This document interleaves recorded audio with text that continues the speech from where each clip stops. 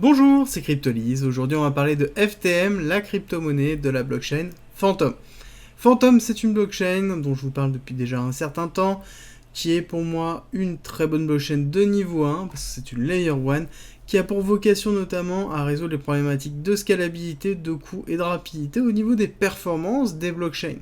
C'est une blockchain qui est basée sur le consensus appelé Lankesis, qui permet justement tout simplement de résoudre les différentes validations très rapidement et de prendre une décision rapidement et de déterminer si un bloc doit être inséré dans la blockchain ou non, de façon justement un petit peu moderne, avec une conception assez différenciante d'une blockchain classique, comme vous pouvez le voir ici sur cette iconographie, sur lequel on va retrouver en fait une mise en place autour de l'ABFT, consensus algorithmique. Donc du coup c'est le Byzantine Fault Tolerant algorithme, qui est très intéressant et qui est très utilisé déjà par pas mal de blockchains, sauf qu'ils l'ont pris en fait comme tel et ensuite l'ont modifié pour créer Lankesis. À côté, on se retrouve avec une finalité de seconde, de bloc de 1 à 2 secondes, donc une très bonne finalité,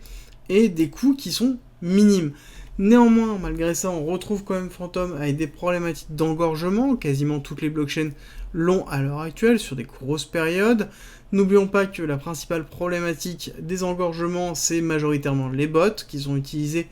par exemple dans le mintage, donc dans le fait de créer des NFT. On le retrouve dans Solana, on le retrouve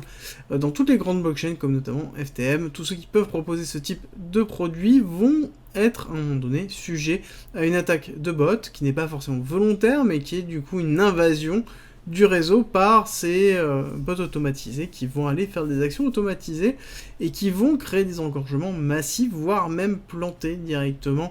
la blockchain, comme ça arrive de temps en temps à Solana et à toutes les autres blockchains, ce qui arrivait aussi à Phantom. Phantom à côté, ça reste une solution spécialisée pour les entreprises. Ils ont pour vocation de pouvoir promouvoir en fait la technologie des blockchains auprès des entreprises avec des solutions adaptées, et globalement il y a toute une partie de vente qui est effectuée, de maintien en fait des solutions de blockchain privatifs pour les sociétés, donc c'est positif pour l'écosystème en lui-même.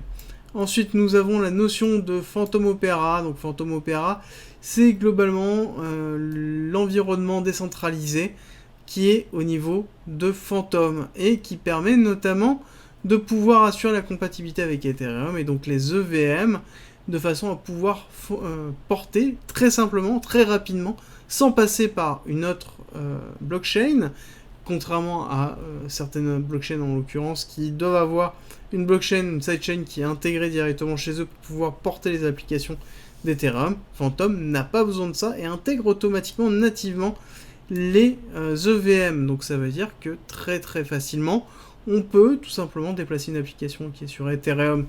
ou Matic ou toute blockchain EVM compatible sur Phantom sans quasiment surcoût, ou en tout cas avec des très faibles modifications, ce qui permet tout simplement d'avoir un écosystème qui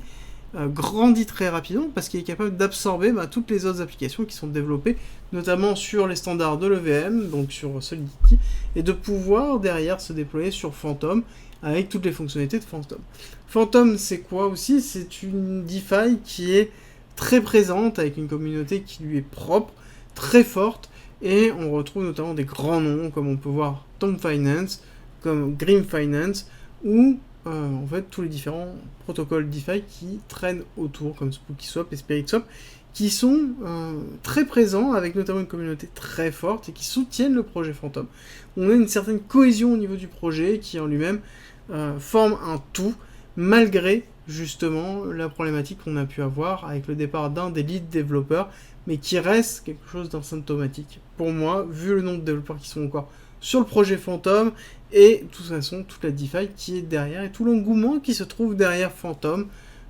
Pour l'instant, je pense que ça reste quand même un très beau projet à surveiller, au vu du prix que l'on a actuel. Au vu du prix, oui, parce qu'on va commencer l'analyse. Je t'annonce une énorme nouvelle, il va y avoir encore plus de contenu sur le Discord, avec notamment l'ouverture de la partie premium du Discord. Concrètement, c'est quoi? C'est plein de guides, que ce soit écrits ou vidéo, il y a plus de 50 vidéos,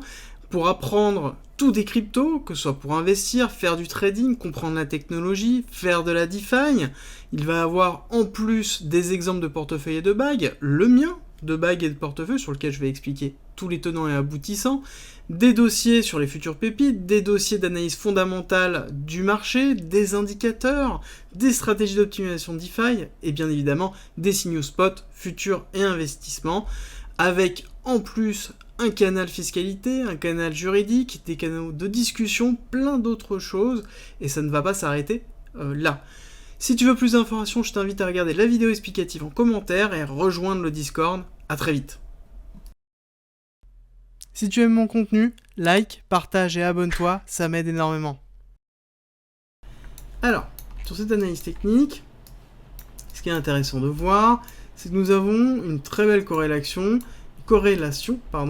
d'accélération et de décélération. Donc nous avons cette période d'accumulation qui se trouve ici,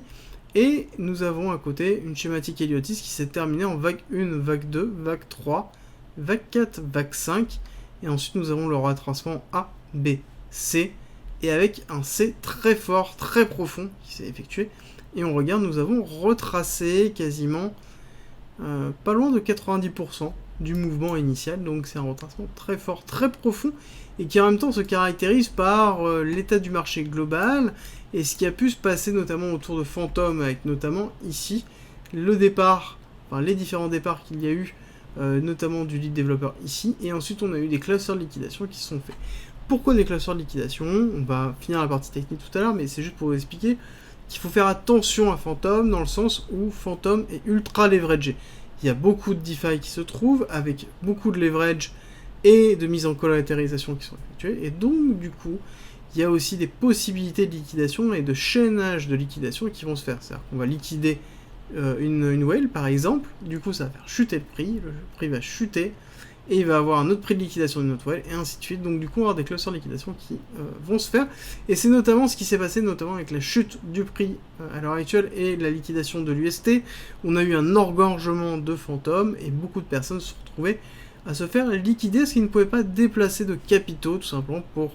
augmenter la collatéralisation et empêcher leur liquidation. C'est très important, et c'est pour ça qu'on peut avoir des mouvements très profonds au niveau de Phantom, mais aussi des mouvements très puissants. Très puissants parce qu'on regarde qu'on a eu une grosse accélération en courant décembre pour nous former justement cette accélération ici, alors que le marché était au plus mal, le marché des cryptos. Donc on a quand même un cours qui est quand même très fort. Donc on va terminer ici cette schématique Elliotiste avec vague 1, 22, 23, 24, 25. Nous sommes dans le retracement C du A, B, C, et nous avons ici un schéma Wyckoffien avec une distribution qui est en cours, BC, AR, ST, SO, et ce que l'on attend ici, c'est un UT, UTAD, donc deux nouveaux ATH, pour pouvoir tout simplement valider cette distribution. Donc on attend en effet deux nouveaux ATH, ce qui est logique, tout simplement, quand on regarde un petit peu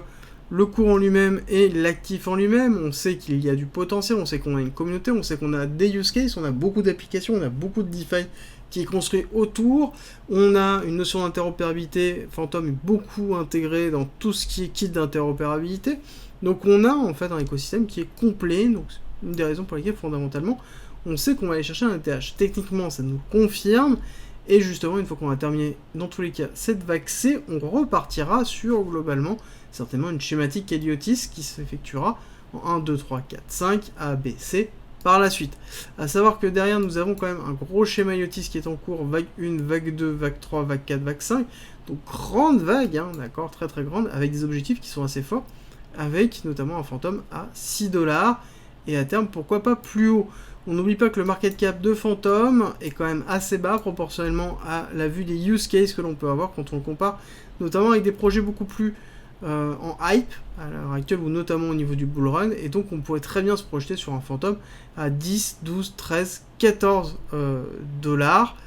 ce qui serait tout à fait logique au niveau de cet actif et ce qui serait normal. Alors, au niveau de cette partie-là, de cette chute, nous avons un début d'accumulation qui est en cours, gros début d'accumulation, avec un petit SCAR STB, donc là on n'a même pas fait de test, enfin si on a fait un test ici, rebond très léger et enfoncement, donc là on est sur le STB, première prise de liquidité. Ce que l'on attend, c'est potentiellement une réaction haussière pour nous valider cette prise de liquidité avec à minima un break des 1,20, ce qui serait pas mal pour pouvoir valider ici la prise de liquidité qui se trouve hop, au niveau de ce point of interest ici, et ensuite une réaccélération du cours à la baisse pour aller soit faire ici un spring, soit faire un check de ce niveau-là et repartir derrière. Ça, ce serait la logique que l'on attendrait. On a validé le point of interest ici, les order blocks, on les a validés.